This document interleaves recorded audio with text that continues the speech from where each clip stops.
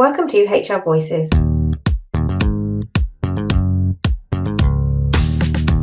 podcast for independent HR and people professionals and the businesses they support. HR Voices is brought to you by the expert team at HR Independence Limited.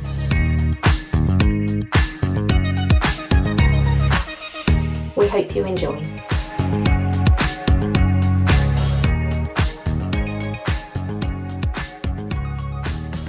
Hello everyone, and welcome to a very special edition of HR Voices podcast, where we'll be looking at men's health in the workplace. I am your host, Mary Asante, and with me here today, I've got the amazing Dr. Khan. Hi, Dr. Khan. Hi, Mary. How are you? And thank you for calling me amazing. It's very kind. Yeah, I am sure we're going to have a very timely discussion on a very important topic, which I think we all need to pay more attention to within the workplace. So, yeah, thank you very much and truly appreciate your presence. And I think for the purposes of this, what would you prefer me to refer you as, Dr. Money? Yeah, that's fine with me, Mary. Okay, Very happy excellent. with that. Thank So you. before we dive in, can you please tell our listeners or our viewers a bit about yourself? Yeah, I am Dr. Manny. Basically, I've been a consultant since 2012.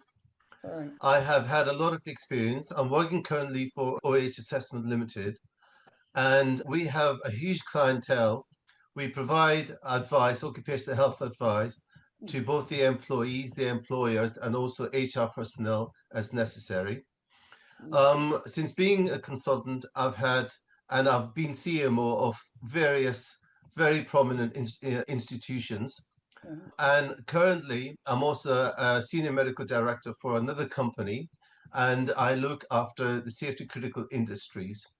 And in my previous job, I had about maybe 50 people to look after, All right. and that included clinicians, technicians, and other personnel as well.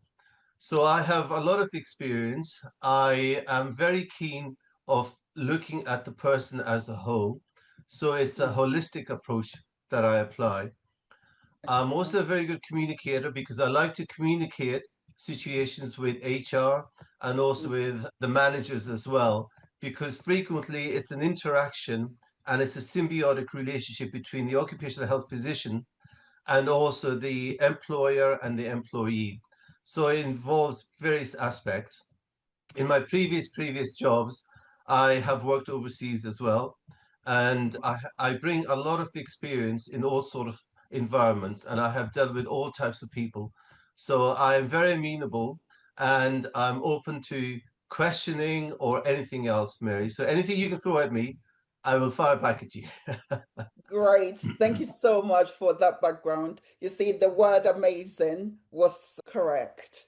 Yeah, so your Very background kind. is impressive, and we're genuinely grateful to have your time today to discuss it. So, Men's Health Week gives us an opportunity to talk openly about an area that often remains hidden within workplaces. So we hear a lot about well-being, but men are so less likely to seek support within the workplace. They are less likely to discuss health concerns or access help early. So today we're exploring what employers need to understand, what HR professionals should look out for, and why men often delay asking for help and what practical support workplaces can provide for the individual. So, those are the key areas that we are going to be exploring with the help of Dr. Mani's support. So, the first bit that I would like to look at is the state of men's health generally. So, what are the biggest men's health concerns that you see today? Well, Mary, as a practicing physician, the concerns I see are primarily mental health. Right. It's mental health, and then it's followed by musculoskeletal disorders. It used to be Right. the other way around, where musculoskeletal disorders used to happen more often. But I Mm. think people are becoming a bit more aware. They're possibly becoming a bit more active. Right. And if they do have any niggles, they're seeing either a physiotherapist or a chiropractor at an earlier stage. Mm. The cases that I see primarily are usually mental health, and Right. it's usually work-related stress, it's Mm-hmm. anxiety and depression. And Right. work-related stress can happen to anybody, unfortunately. And it's to do with various factors, with workload, being Mm-hmm. given too much work. Perhaps the Mm-hmm. person is inexperienced. Perhaps the person doesn't have the knowledge or the training. Perhaps the Mm-hmm. training that he was given was inadequate. That Mm-hmm. increases the stress. And whenever a person feels out of control, it then manifests itself. So Right. stress itself isn't a medical condition, but it can Mm. lead to a medical condition. And the medical Yeah. conditions it leads to is anxiety and depression. Mm. And I've seen in my practice, and today I was doing a clinic, I think 3 cases out of 5 were mental health cases, Right. and 2 of them were men. So it's a very common condition. Mm-hmm. And the anxiety and depression is usually manifests itself by affecting both the family, affecting your ability to carry out your role, etc. And a lot of these people are then on medication. And the antidepressants that they're given, some of them side effects are affect sleeping Mm. and they make people drowsy. Now, one of the Right. things that we have to consider is that if they're doing a safety critical job as opposed to an office job, are Yeah. they safe enough to do their safety critical job with the medication that they're on? Mm. And so we have to look at the person as a whole. What's the Yeah. reason for the mental health? Is it Mm-hmm. work related? Is it personal? Yeah. And then usually they'll say there's a combination of everything. Is it health related? So they may have a health condition as well on top of their anxiety and depression. We Mm-hmm. assess them, we see what the severity is, and then we link it to their job. Is it Right. affecting their job in any way? We then Mm-hmm. provide a report, and that report goes to the employee initially, then to their manager, and also HR are always involved because HR oversee the whole process essentially. Great. And unfortunately, Mary, with mental health issues, there's a high risk of suicide. Yeah. And that's another thing which affects men. Yeah. And I've looked at the statistics, and in Mhm. 2024, there were 7,000 deaths, and Wow. age of 40 to 50 years. And that's much more That is considerable than women. shocking. It is shocking, absolutely shocking. And then you have to start asking, why is this happening? Yeah. And can anything be done to assist these people? And I Mm-hmm. think in the workplace, our role as professionals, HR, managers, doctors, etc., we are there to identify at an earlier stage what is happening, Yeah. basically so that we can manage it better. And by assessing them and risk stratifying them, you can then Mhm. decide whether they need immediate management or whether they can be gradually managed back into their role and reduce the risk of mental health affecting them so bad that they commit suicide. Yeah. So it's a very difficult situation, but it's a very common situation, unfortunately. Yeah. I think you touched on a really sensitive and more importantly, what happens ultimately if mental health is left untreated or unsupported within the workplace, which is the suicide connection to it. And the fact that statistics showed that more than 7,000 people died through suicide linked to Yeah. mental health. It's staggering. I think it's a really important case for us, all of us, everyone listening, whether you are a manager, whether you are an employer, an HR professional, you are an employee, all of us to pay good attention to this very important subject and topic. In our previous episodes, we've been discussing mental health generally And we looked at mental health, general mental health. We looked at financial well-being, which again is a big driving factor for people's mental well-being generally, because when people have financial stress, it flows and overspills into everywhere else, isn't it? And does affect people's mental health. And then we spoke to Magnus from Occupational Health again about the impact of mental health in the workplace and how occupational health can help and assist with that. So today it's really important that we are looking at it specifically from men's health point of view.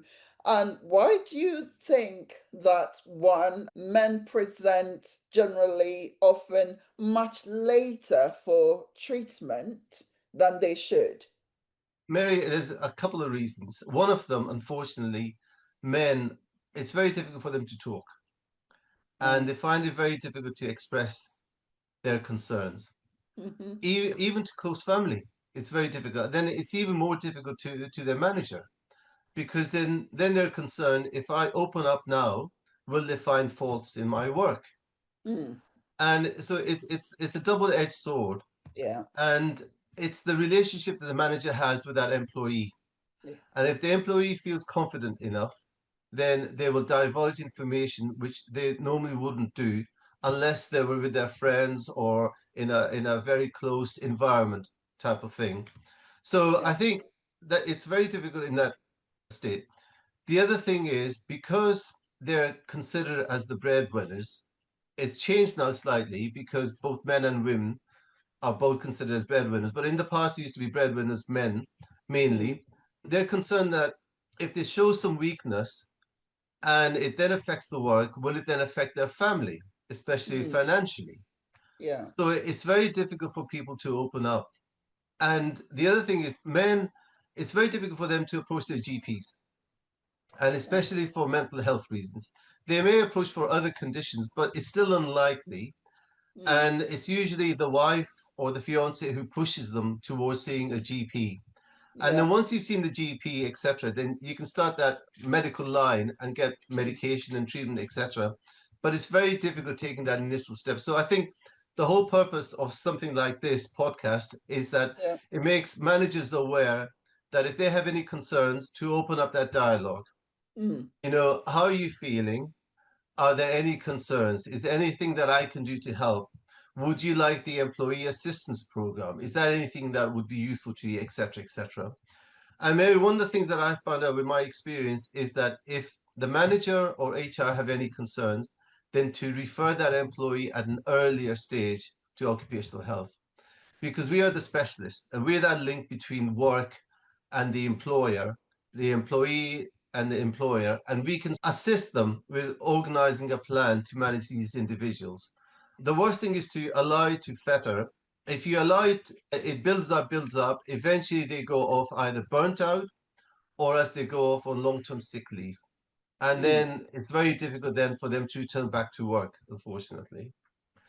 There's a, You've touched on a number of important things in that yeah, short or those short statements that you've just the discussion that you just had, which is basically the impact the workplace culture can have. Because if you have an open and supportive culture, then hopefully people would be more likely to respond honestly to a manager's question of, are yeah, you okay? Are you all right? Is there anything that we can do to support you? Because, like you said at the beginning, if people think that anything they say is going to be used against them, then they're unlikely to, one, open up, or two, be honest about what they are really going exactly. through because of fear of retribution or being beaten by it or penalized by it. So they're gonna go, oh yeah, I'm fine. Yes, I'm okay. Nothing, yeah, I'm good. There's nothing to see here type thing. But if you have a culture that is quite open and supportive, then when you see that something isn't quite right, or your colleague may be slightly off, or something doesn't quite seem usual for that particular colleague, then you can either open the conversation or have a conversation as a manager with HR, or if you've got mental health trainers, first aid trainers in the workplace, etc., with somebody who can approach the individual and have a conversation of, actually, can we help? How can we help? How can we support you? And point people to signposts. Because if you give people that safety, psychological safe space, that they feel that, actually, Mary's asking me this, Dr. Money is asking me this because they care. We care. That's it. That's exactly the word, Mary. You're Then, absolutely right with yeah, regards to that. And it builds that confidence and that rapport between you, the manager, the HR, and the employee. yeah, And it means that they open up. yeah, And once they open up, everything comes out. And then you realize, and then you start thinking, why hadn't they opened up a month ago?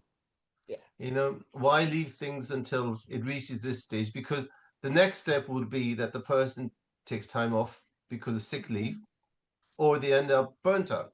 And if they end up burnt out, it's very difficult for them to come back because they then absolutely dislike coming back to work. mm, So it's a series of steps and stages. And what we try to do is we try to interact with them at an earlier stage, whether that's the manager's HR or physician, and we try to then direct them in a way which can manage their symptoms better. yeah. So it's a process which involves the whole team essentially. And I think the most important thing that you've also touched on is that if referrals are made to occupational health much earlier in this process, then a lot more can be done to hopefully support the individual and the employer before people get to the burnout stage, before people get to the point where they are signed off on long-term sickness absence, and they probably get to that bit where it all becomes so unbearable that they simply cannot come back to the workplace. Not that they don't want to, but they possibly psychologically, physically, mentally cannot come to the workplace. I mean, once it reaches the burnout stage, it's very difficult then because basically burnout is when the person feels physically sick Mm, thinking about coming back to work. yeah. And I have seen it in my own family, I have seen it in other colleagues. It's Mm, basically because the person doesn't recognize the symptoms. It's usually family who recognize the symptoms. Work recognizes it because it then affects their performance. They're mm, then put on a performance improvement plan. But it isn't because the performance is affected because they can't do their job. It's because their health is affecting their ability to do their job. yeah. So It then becomes a vicious cycle, isn't it? exactly, It's exactly, yeah, yeah. And yeah. unfortunately, I see it more and more often now. In fact, I give lectures to my trainees now, Mm, doctors, physicians, nurses, etc., on burnt out and how to avoid it because it's such a common thing now. yeah, And I think doctors and clinicians are more open to managing it now because they're seeing it more often. And yeah. because of my teaching and training with them, they're being able to identify it at an earlier stage, which is very, very useful. That is amazing, and I think that is incredible. And the more, if a professional, a medical professional, spots signs, symptoms of burnout in a patient that they are treating or supporting, I think most patients will take it a lot more seriously as well. So Yeah. that is actually quite a good thing that you're doing with teams and trainees that you support. So yeah, well done. Thank you. In addition to mental health, you talked about, I think, musculoskeletal Yeah. being the Disorders. next Yeah. thing that you see. Can you tell us a bit more about that as well? Yeah. I mean, musculoskeletal disorders is primarily back pain, neck pain, shoulder pain, etc. Mm. And it's usually more often in physically demanding jobs, Right. which are repetitive. Mm. But it also occurs in individuals who have desk jobs as well, and it can affect their shoulders, their arms, their upper limbs, etc. Mm. And back pain is a very common condition and it affects a large majority of people. And it's all to do with exercise and Mm-hmm. making sure that you're mobilizing your joints and avoiding staying in a static position for a period of time. Right. So things like reducing weight helps, Mm-hmm. living a healthier lifestyle helps. Mm-hmm. Whenever you're lifting something, follow the manual handling, and people should be trained with regards to manual handling. Whenever you're moving or you're turning your body, turn your body in a specific way. Try and Mm. avoid repetitive movements which can affect your back and your neck, etc. And also exercise. Mm. Exercise is the most wonderful thing, Mary, honestly. It's the best thing that anybody can do. It boosts confidence, it Mm. increases the hormones which help your body to heal, and it Mm. makes you feel better. Excellent. And it also regulates your hormones, it regulates your sugars, it regulates your weight, it regulates everything. And Mm. even a slight amount of exercise during the day is very, very useful. I mean, one of the things that I suggest to people is a sit stand desk, because that means that they're slightly going up and down. It helps them with their movement, walking upstairs instead of taking the lifts. Mm. If that's possible, of course, if they have a mobility condition, then of course they have to take a lift. But Yeah. just simple things like that. And it Excellent. just makes them feel better. It reduces the risk of musculoskeletal disorders. It then impacts on their life. They feel more confident. They feel happier. They haven't got as much weight to carry, with them, etc. And it just helps to improve the whole holistic approach to that individual. But unfortunately, it is a very common thing, and doctors treat it with medication or ointments or Mm. physiotherapy. But before it reaches that stage, it's up to the individual, self exercise, self mobilization, maybe Mm. going to the swimming pool, doing some exercise in the swimming pool without actually swimming, but doing some exercises in the hot water. The hot water Right. helps your back muscles. It reduces the spasm. It makes things a bit easier for you. So it's all Excellent. these things, but it's the Okay. person helping themselves. Okay. Thank you very much for that and for the practical approach as to how we can deal with musculoskeletal disorders within the workplace in a practical way, as in introducing regular and frequent movements, the sit, stand, desk, exercising, moving and doing things. So thank you very much. Very useful. And what I would like to explore is what other health issues are commonly missed or ignored. Well, one of the issues which is commonly ignored is just the simple, straightforward cardiovascular issues. For example, individuals who may be obese, who may Mm. suffer with diabetes, who may suffer with hypertension. Hypertension is a silent killer in the sense that it doesn't cause any collapse or anything unless it's very serious, but it Right, gradually builds up over years. And unless it's controlled adequately, then it can increase the risk of coronary heart disease. So right. it is something to look after. And again, it can be treated by simple measures such as reducing weight, exercising more, etc. If Mhm. medication needs to be added in, that's fine because it controls the blood pressure. And it also reduces the risk of a stroke in the future if blood pressure isn't controlled. Diabetes is happening more and more often, and especially in specific groups such as South Asians, there's a very high risk. It's usually familial, and it's Right. usually type 2 diabetes, and it's all to do with diet control, the types of foods that you eat, whether you exercise, whether you're obese, etc. Mm. It is manageable, it is very well manageable, but if a person is in a safety critical job and the sugars are all over the place, then I, as a physician, have to be concerned about their safety and health, not just to Mhm. themselves, but to others. That's others around them. Yes. And in certain industries like drivers, etc., Mm. they are deemed, sometimes they are deemed unfit if their blood sugars are inadequately controlled. Right. So it's these sort of things. The other thing which is a major concern for men is cancers. Mm. And prostate cancer is increasing, Mm. unfortunately. And it's the commonest cancer in men. Right. It used to be different. It used to be lung cancer before, and then bowel cancer, but prostate cancer is a very common cause. Mm. And unfortunately, in the UK, you have to be a certain age before you have these tests done, but there is no screening process. It isn't like in women where you have breast mammography for screening, there isn't a formal screening process, Right. but individuals can ask for a PSA. Mm. And essentially it's a test for, it's called the prostate specific antigen. Mm. And if it's raised above a certain level according to your age, then it needs further investigation.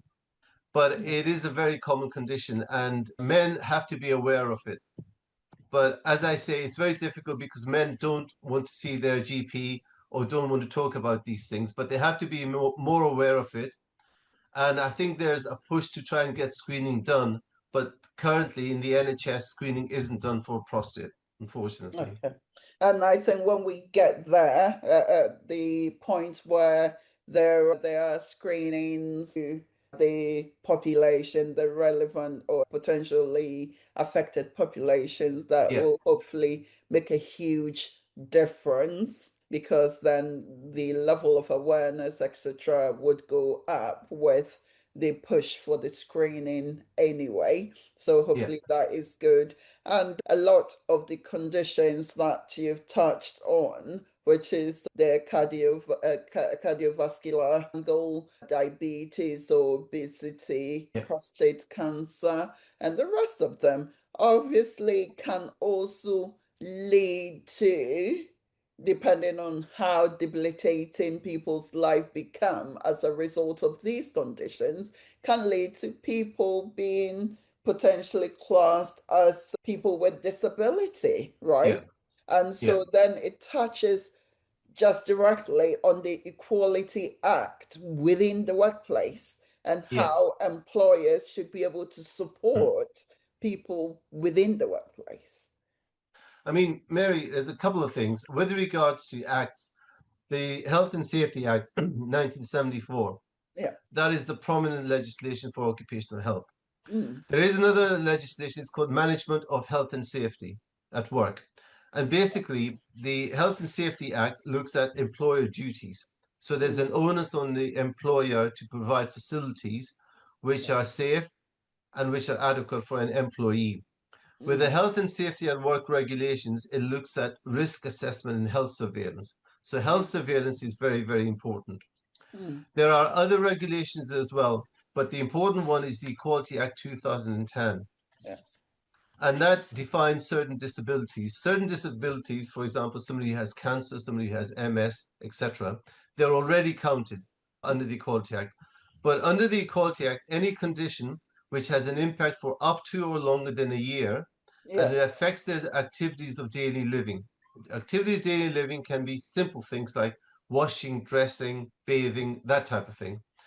Now they've included that it affects their ability to do their job as well. So Yeah. that's counted as almost like an activity daily, but it isn't daily living as opposed to home living, as opposed to work living. Mm. And with the Equality Act, we see a lot. And in all of my reports, it's a requirement for me to mention and talk about the Equality Act. Yeah. Because with the increased risk of employment tribunals, it's the one thing that the employment tribunal looks at. Does this person have a disability? Is it a Mm. defined disability under the law, or it can be considered as a disability? I mean, ultimately, it's a legal definition, but doctors give an Mhm. opinion because we're experienced, and especially occupational health. Yeah. And in an employment tribunal, the lawyers or whoever's involved will look to see what the occupational health physician has written. And there's always a section about the Equality Act. So the Equality Act is very, very good, important, and it's very good of you, Mary, to bring it up because it's one of these things that, unless you know about the act, it's very difficult to forget. But it applies to everybody who's working, Yeah. and it's very, very important. And I think it's important that HR realize that as well, because in the referrals, whenever I receive them, they always talk about Equality Act, and from my experience, the HR does realize, and they all know about the Equality Act, but they want something from a professional written down. which is what we do essentially. And I think more importantly, the link of some of these conditions to potential protected characteristics under the Equality Act. And as you said, duty on the employer under the Health and Safety at Work Act, and also management at work regulations, all sorts of put the onus on employers to also put in reasonable adjustments where It's reasonable. necessary Yeah. to support the individual. So it is quite important that I think employers, HR professionals, again, managers, especially look at things first holistically from the well-being of the individual's point of view. Because I mean, this is a cliche, but it's very true in the HR world, which is a happy worker is a productive worker. Yeah, absolutely. And looking at the happiness is the total being.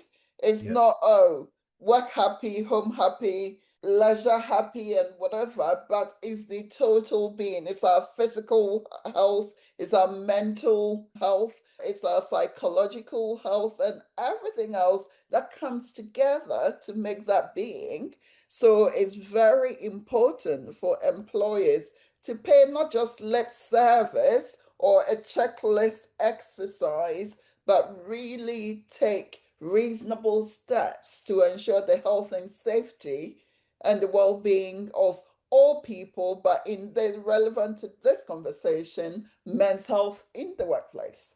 Yes, absolutely, Mary. And if you think about it, the time and expense spent on somebody to train them into a particular job, Mm, and everybody, unfortunately, is going to suffer with some sort of medical condition, and it's how you absolutely. manage that medical condition. And work is the best thing that a person can do for a healthy life. Yeah. It keeps them sane, it Mm, keeps them financially okay, it mm, looks after their health, they have a sense of purpose, it builds up mm, their confidence. yeah. And whenever you have a good manager and you have that sort of relationship, it makes coming into work so much happier and so much Absolutely. doable. Yeah. And as I say, us as occupational health physicians, we're there to help. Mm, So whenever I do my meeting, I always say at the bottom, if there's any further advice you need, please contact me. yeah. And that's both to HR manager and whoever else it deals with that employee's health and work, basically. Yeah. Absolutely. And the next bit I would like to explore a bit is we talked at the beginning about the reluctance of men to ask for help generally, and also the fact that sometimes if they do, it's under the persuasion of either their partners or their wives, girlfriends, etc., or counterparty really encourage them to be able to do that. Why are men often reluctant to seek support, do you think? Well, first of all, men don't confide in other people. Mm, They like to keep things to themselves. yeah. I think whenever there's publicity around a situation, for example, prostate cancer, it's become very public. More Mm, and more people, whenever they see celebrities carrying out the tests, etc., and they have more knowledge, they're willing to see their GP for blood tests, etc. But it's just the general reluctance of men to look after their own health. mm-hmm, If something affects them, for example, they're a keen sportsman, affects their lower limbs, they can't walk properly, they can't play football, then they start to seek help. But with mental health disorders and other types of disorders like that, it's very difficult for men to open up. I think culture has to change, and it's very difficult in that respect. There's more, I think there should be more pressure on the GPs to offer proactive advice instead of reactive advice. So having mm, a general wellness policy, maybe at work, health promotion is mm, very good. For yeah, example, as you say, sort of a wellness week, an awareness week, where you look at men's health, you discuss various things, maybe having a professional or somebody who knows something about this being available so that people can have a chat with them, whether it's lunchtime or during tea breaks or whatever. Yeah. But it's just making a bit more aware for men to be able to say, right, look, all men suffer with these conditions. If you have any concerns, this is a point of contact. Speak to them. And if you want to seek professional help, you can go across to see your GP, etc. If you Yeah. have any concerns, you're concerned about your job, then the occupational health physician is best placed with regards to offering that. But it's usually because men are reticent to speak about their own health conditions, and they have to be pushed. Yeah, and so I think that is extremely important, the role employers and HR professionals can play in the awareness piece, making it easier for people to talk about it. And even if they don't want to talk about it, providing the information so that if they can see the signs and the symptoms, hopefully they will reach out and seek for the relevant help. As you said, they can go to their GP, they can go to employee assistance programs that you may have in place, or they can go through occupational health support and stuff so that they can be signposted to the Yeah. relevant things. But what warning signs do people miss? There's a lot. The first thing is called presenteeism. Mm, It's whereby an individual comes to work, yeah, he shows himself, but he's not able to function properly. yeah. And that's a very common sign. And I'm sure a lot of people have done it. They've been too ill to come to work, or their heart isn't in coming to work, but Mm, they're afraid of losing their job. So they turn up and pretend or do some work, but they aren't functioning as they should be. mm, Being very irritable at an earlier stage. So it isn't like, this isn't like you. Somebody's saying to you, look, this isn't like you. What's happened? Why is yeah. this happening? Why are you upset? Why do you get angry with these small things? Mm-hmm. Maybe the manager noticing that the amount of work that he used to do previously has cut back It's drastically. dropped. Yeah. Yeah. So what's the reason? Mm, Has the workload changed? Is it become a bit more complex? But surely you were able to do that job just as well last week or 2 weeks ago. So what's happened now? mm, yeah. And it's these small things, and it's picked up by managers who know that individual. It Mm, may be other colleagues as well. yeah. They've noticed that the person is more distracted, he's more concerned Mm-hmm. about other things. He's had a chat with them about concerns that he has at home, etc., etc. Mm, Sometimes you see that it's the reaction to what's happening at home. They yeah. may be a carer for an older family member. They Mm-hmm. may have a neurodiverse child. It Yeah. affects them. Yep. But because they are financially, they have to keep the job, etc., Mm, they dislike showing up the signs. So mm-hmm. it's being open with them, having a general discussion. What I do in my reports is I always suggest two things: a Okay. stress risk assessment, Mm-hmm. and that can be a very good stress risk assessment, which is shown in the HSC website. Mm, Or if there's a local organizational policy, then you follow the stress risk assessment with regards to that. mm-hmm. That can put in processes to help that individual. The Yeah. other thing I suggest is two things: regular meetings with a manager to discuss Mm-hmm. any issues that you may have. In Yeah. that way, they're picked up at an earlier stage. You have regular meetings. What's wrong with you today? Can I help you in any way? Is there anything that can be changed? Is there anything that can be made better? Mm-hmm. That's important, that sort of discussion. If you have regular meetings, you have that good rapport with that individual. Yeah. The other thing is, and it's very important for us as humans, you have to take adequate breaks. Yeah. So in work, when you have your meal time, you step away from work, have Mm, your meal, have your break, have your own space. mm-hmm. That allows you to calm down. Yeah. Make sure that you're adequately hydrated, you're eating properly. And this manifests itself with conditions like diabetes. If you're a diabetic, you have to have regular timings for your meals. Mm, You take your medication with it as well, yeah. etc. So it's all these signs, and it's the rapport that the manager builds with that employee. and it shows that I'm a caring manager. I will help you in with regards to reasonable adjustments to Mm, make your life and work balance better. great. And that links in quite beautifully with a discussion we had with Mike Pagan on mental health generally around drift and isolation. And then one of the key things is that people quietly drift or struggle without anyone noticing. And I think you've touched on presenteeism, but do you also see that? I'm conscious that with hybrid working, remote working, etc., when people drift and when people disappear or they're just being present, we may miss crucial signs to be able to Yeah. support. Maybe it's difficult because the culture that we have now, more and more people are working from home. Yeah. I mean, the government is trying to push that back now with asking people to attend offices. But Mm, for whatever reason, whether it's the type of job that they do, whether they have medical conditions, a lot of them are working from home.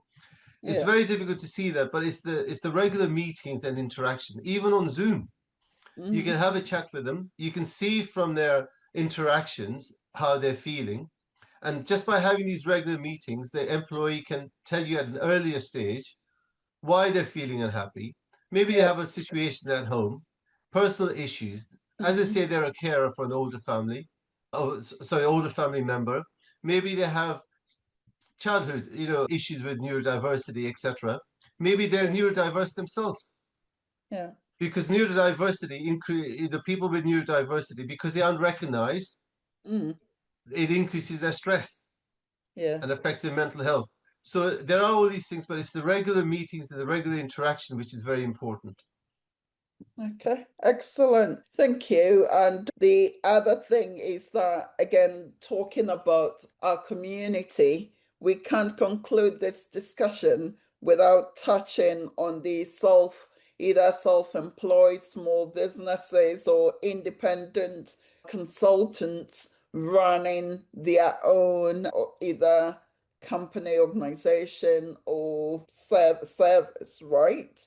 And I think to a large extent, they may be at a greater risk because you don't necessarily have a manager to report to, you don't necessarily have an HR person to report to, or in our case, if you work in HR, you may not necessarily have another HR person to Yeah, report to because you work for yourself and you you are yeah, you are the boss. So who are you going to report to? And how do you advise that people become aware, yeah. maintain their own or get support? Mary, it's all about building up confidence in the knowledge that if you look after yourself, your health is better. You can Mm, then work better, and you financially you can support your family better. yeah. Because if you become obese, your blood pressure goes up, you're at increased risk of various things, Mm, cardiovascular disease, strokes, etc., heart attacks, etc. So it's just making them realize, and by increasing the knowledge and making them aware that they have to look after their own health. And if they have any concerns at an earlier stage, to speak to their GP. Being self employed, they may be driving long distances, they may be still doing a physically demanding job, but there's nobody overseeing them. And yeah. it's usually families who pick up on various things. They're becoming more irritable, Mm, they don't enjoy their job, it's leading to burnout, etc., etc. So it is very difficult. And I think this is where the GP comes in as well, because maybe the GP sees them more often, but it's trying to convince that employee that if they have any health concerns, to seek their advice from the GP or nurse or whoever is there in the practice at an earlier stage. So it's mm, more self-awareness, maybe yeah. attending any health promotion packs which the local authority introduce into the GP practice, etc. Maybe seeing their GP for any blood tests that need to be done. If they have any concerns, they can get a straightforward blood glucose test, fasting blood glucose test. They can have their lipids tested to check if they've got hypercholesterolemia, etc. They have their BP checked regularly. So the onus is on that individual And I think widespread, the NHS is trying to promote men's health anyway. So people are becoming more and more aware of what's available. And Yeah. by seeing people attend for PSA assessments for their prostate, etc., then men follow them.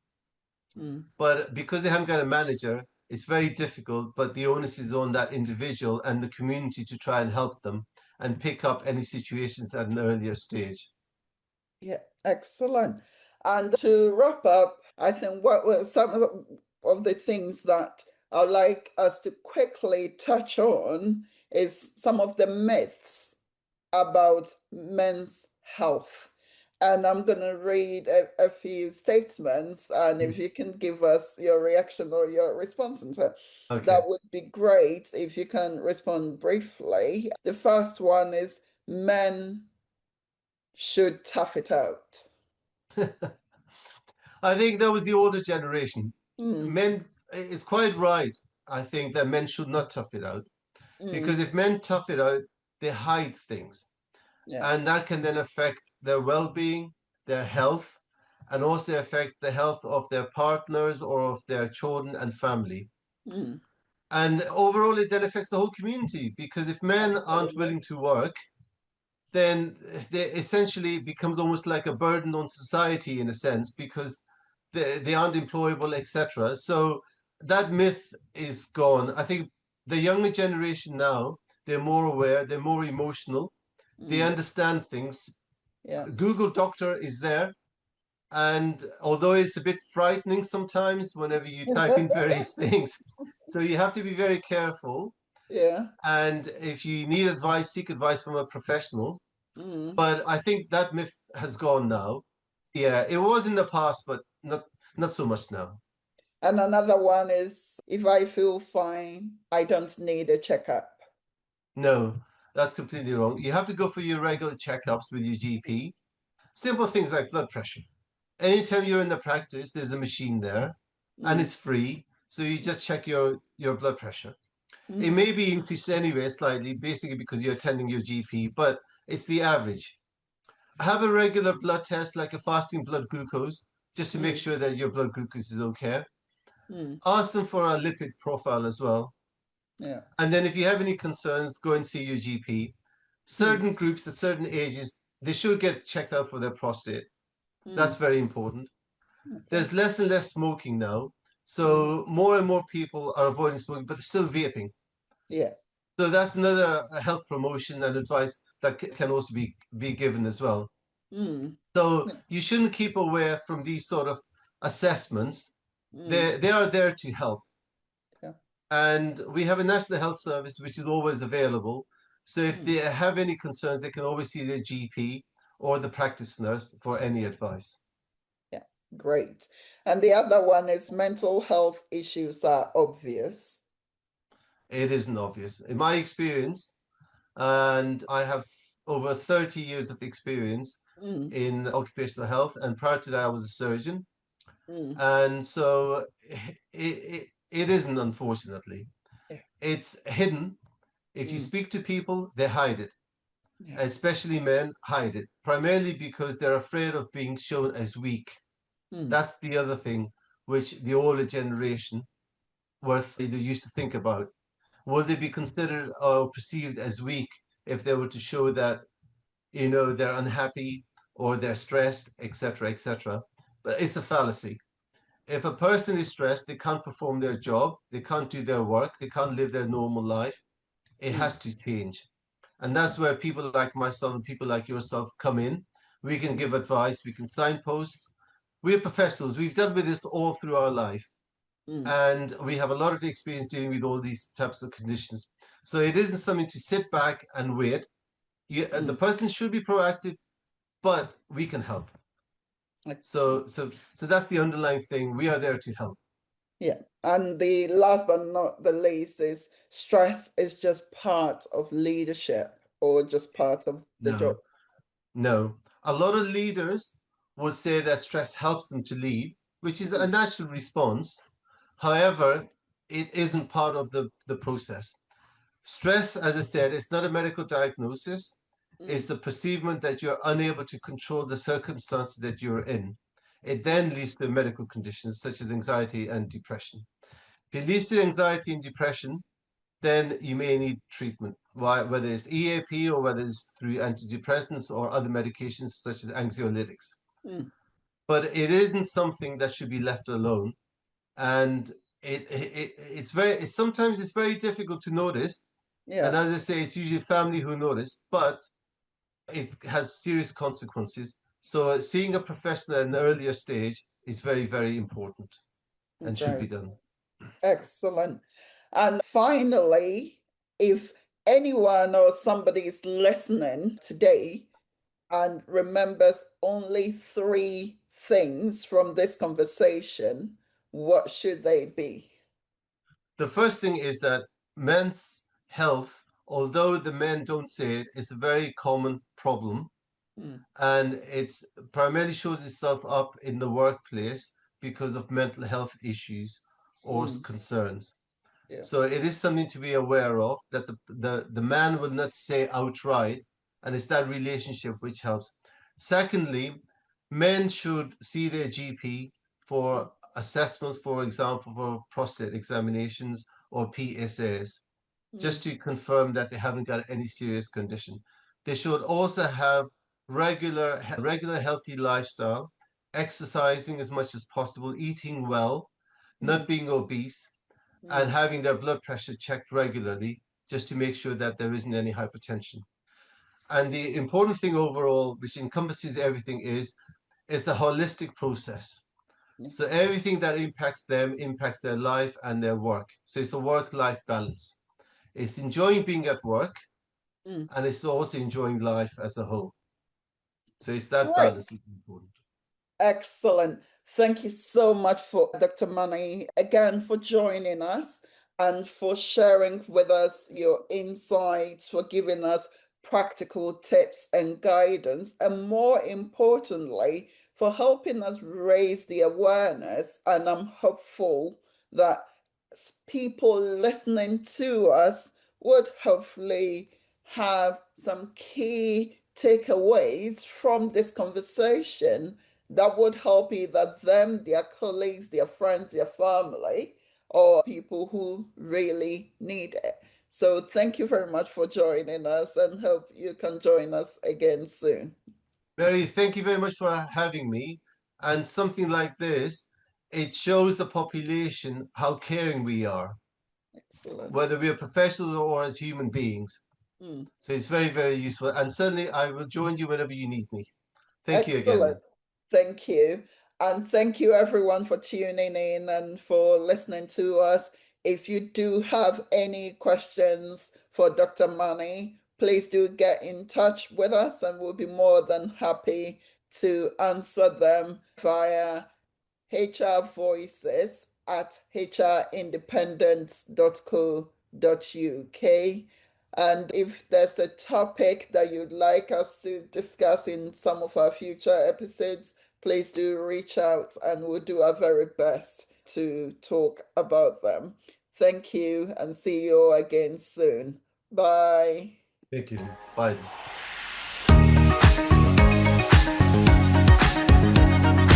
We hope you enjoyed this episode of HR Voices. If you have a topic you'd like us to cover or would like to be a guest, we'd love to hear from you. Connect with us on social media or email us at hrvoices@hrindependence.co.uk. Tune in next time.